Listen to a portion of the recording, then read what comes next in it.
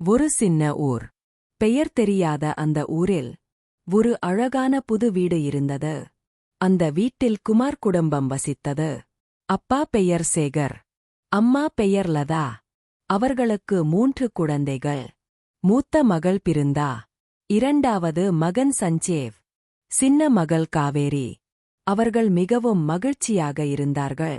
புது வீடு, புது தளவரிசைகள், பெரிய தொலைக்காட்சி பெட்டி, எல்லாம் நன்றாக இருந்தது. ஆனால் அந்த வீட்டில் ஏதோ ஒன்று மறைந்திருந்தது. முதல் இரவு எல்லோரும் தூங்கினார்கள். தொலைக்காட்சி தானாக ஆனது. சத்தம், மசமசவென்ற சத்தம் மணிக்கணக்கில் ஒலித்தது. காலையில் சஞ்சேவ் சொன்னான், நான் இரவில் யாரோ அழும் குரல் கேட்டேன். அம்மா சிரித்தார், உனக்கு கனவு. ஆனால் சஞ்சீவ் கனவு இல்லை, அது உண்மை.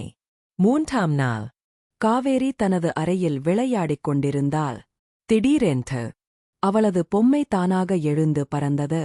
பொம்மை மட்டும் இல்லை, புத்தகங்கள், குஷன்கள் எல்லாம் வட்டமிட்டுப் பறந்தன. காவேரி அலறினாள், அம்மா, அம்மா, பொம்மை பேசுது. லதா ஓடி வந்தார். அவரால் நம்ப முடியவில்லை. ஒரு பொம்மை உண்மையில் பேசியது. கரி, வா, இங்க கூட. லதா அந்த பொம்மையை தூக்கி எறிந்தார். பொம்மை மீண்டும் மீண்டும் வந்து கொண்டே இருந்தது. சேகர் முதலில் நம்பவில்லை. ஆனால் தானாக இயங்கும் விளக்குகள், தானாக திறக்கும் கதவுகள், மேஜைகள் நகர்வதைக் கண்டு அவரும் பயந்தார். இது பேய் இல்லை என்று ஊரில் ஒரு மந்திரவாதி சொன்னார். இது போல்டர்கீஸ்ட். கண்களுக்கு தெரியாத ஒரு கோபம். தொலைக்காட்சி, வானொலி, மின்சாரம் எல்லாவற்றிலும் புகுந்து வேலை செய்யும் ஒரு சக்தி. இது மிகவும் பயங்கரமானது. இதை சாதாரண மனிதர்களால் விரட்ட முடியாது. 7ஆம் நாள் காவேரி தொலைக்காட்சி முன்னால் உட்கார்ந்திருந்தாள். திரையில் மங்கலான ஒளி. ஒரு சிலுவை வடிவம் தெரிந்தது. சஞ்சேவ் கத்தினான், காவேரி, இங்கே வா. ஆனால் காவேரி எழுந்திருக்கவில்லை. அவள் திரையைப் பார்த்துக் கொண்டே இருந்தாள். திடீரென்று திரையில் ஒரு பெரிய கை நீண்டது. அந்தக் கை காவேரியை இழுத்தது. ஒரு நொடியில் காவேரி மறைந்தாள். தொலைக்காட்சியில் பனிக்கட்டி போன்ற ஒளி மட்டும் இருந்தது. வீடே அதிர்ந்தது. அம்மா அழுதார். அப்பா தொலைக்காட்சியை உடைக்க முயன்றார். ஆனால் தொலைக்காட்சி உடையவில்லை. அப்போது திரையில் காவேரியின் முகம் வந்தது. அவள் குரல் வந்தது, அம்மா, இங்கே இருட்டு. நிறைய பேர் இருக்காங்க. அவங்க என்னை விடமாட்டேங்குறாங்க. என்னைக் காப்பாத்துங்க. லதா கத்தினார், காவேரி, இங்கே இருக்கே. காவேரி சொன்னாள், தொலைக்காட்சிக்கு உள்ளே.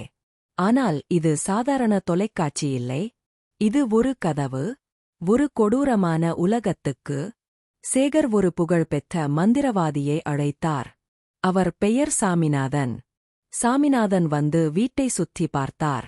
இந்த வீடு ஒரு கல்லறை மேல கட்டப்பட்டிருக்கு என்றார். அதனால்தான் இத்தனை தொந்தரவு. இங்கே பழைய ஆவிகள் இருக்கு. அவங்களுக்கு தொலைக்காட்சி ஒரு வழி. அதன் மூலமா நம்ம உலகத்துக்கு வர்த்தாங்க. சாமிநாதன் சொன்னார், காவேரியை மீட்க வேண்டுமானால் ஒருவர் தொலைக்காட்சிக்குள் செல்ல வேண்டும். அது மிகவும் ஆபத்தானது. திரும்பி வருவது கடினம். லதா முன் வந்தார். நான்தான் போறேன். என் பொண்ணு மட்டும் உள்ள இருக்கா. சாமிநாதன் அவருக்கு ஒரு கயிறு கட்டினார். இந்த கயிறு பிடிச்சுக்கோங்க.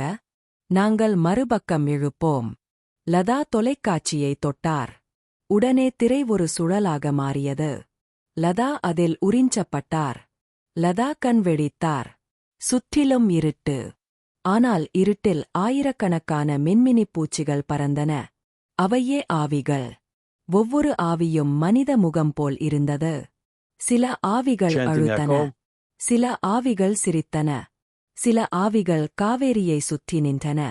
காவேரி ஒரு மூலையில் நடுங்கிக் கொண்டிருந்தாள்.